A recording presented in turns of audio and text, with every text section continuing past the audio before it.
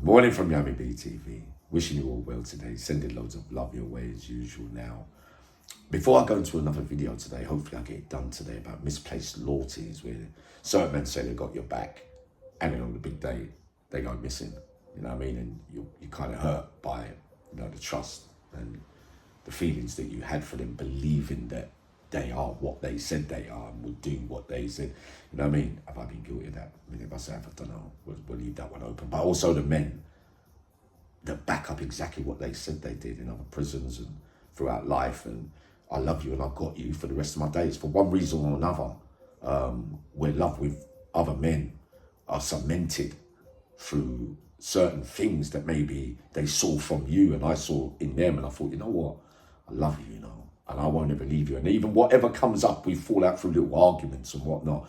I push that aside because in my heart of hearts, there's many men who lie down on their bed in late life and treasure those moments with men where they say, you know what, I got him, Because there was always times when men were vulnerable and weak and you said the thing at the right time that made them feel better, or you was there, you don't know really what you did. You did it out of love because you stepped into a situation and put yourself on the line, and they say, oh, it was only a small bit, it don't matter.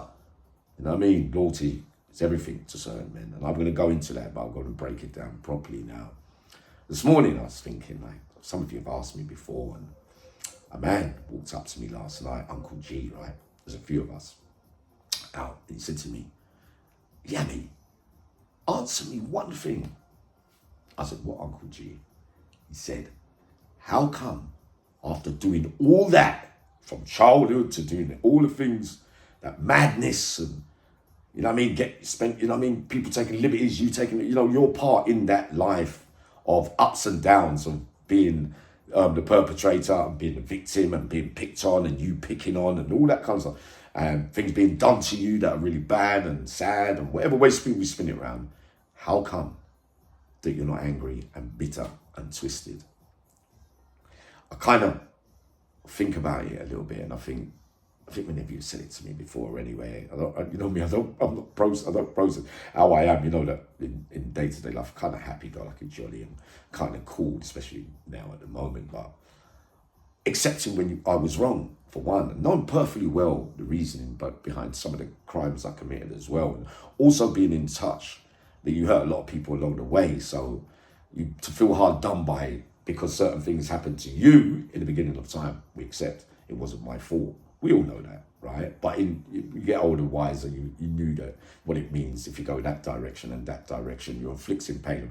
The reason why I think I'm the way that I am is because I know that I was wrong too. And I think some people are in denial and never accept their part in things, and it can leave you tormented and having internal battles. I prefer to let it all out sometimes. And it's sometimes like somebody say, you're saying to you, don't give it all away. You're vulnerable. Don't let them exploit, the things. But it's their stuff at the end of the day, because the more pain I think we've been through in our lives, the more I think we can kind of take it, if you get what I mean. And the incident with the lady of drawing it out of this typical anger, smaller anger issue, like you say hurtful things and she slaps you, you bastard. And is she slapping you because it's not true what you're saying, or is it because it's true? No, on this occasion, it was true. What I was saying wasn't true. So she's all right to get angry, but I didn't get angry for her slapping me, but I was kind of laughing, which is quite weird. That you got her to express that anger is quite funny when people, you don't see a lot of anger from them when they express it and come out. It's accepting the emotion and what the circumstances are. It's just, everyone's human. You're going to get angry. Now, the other day when I was torn up but I was alone and torn up and I was angry about being spoken to funny or being looked at funny, like I was saying to somebody, for about 4 hours. It was turning in me all alone at night, and I was thinking, really, Yummy? Hold on, you breathe deeply and sit down here.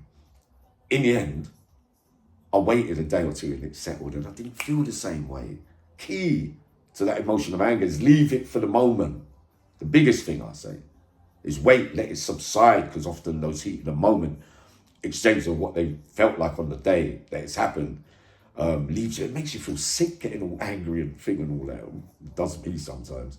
I'm not used to it familiar with that feeling because most of the time I don't get angry. But like I said, we're all human. But what if they would have been in front of me while I was having that inner turmoil? Would I have been able to hold back? Worrying it was for me as well, to be torn up, and it weren't even such a big thing. But the biggest things in my life when you're being disrespected or your ego's being challenged and someone's really saying hurtful things and you left it. But it was other people's stuff that you would want to kill someone, get angry for, and hold on, don't leave him alone. You know, the rescuer could be rescued a lot as well. That plays a part in it.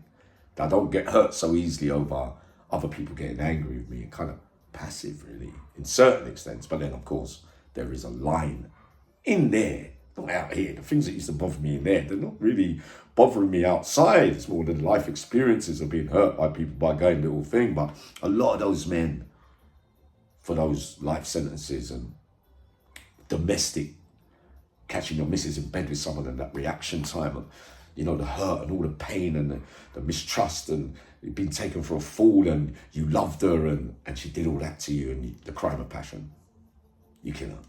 And we have many men inside for that kind of thing. But get a chance to get back out, because that emotion of that particular circumstance, the authorities, I think that was a bit, you know what I mean?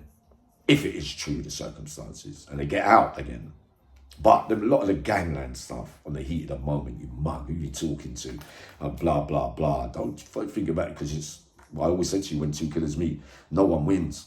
It could go either way, because they got the same kind of mechanism, makeup, that they get angry and want to go as far as they can go. You get two of them people at the same time, and you know, I bet many of them are, and I used to play over things in my mind. If Zane and Tony and John and Zane, I was saying he never used to really he looks up to John.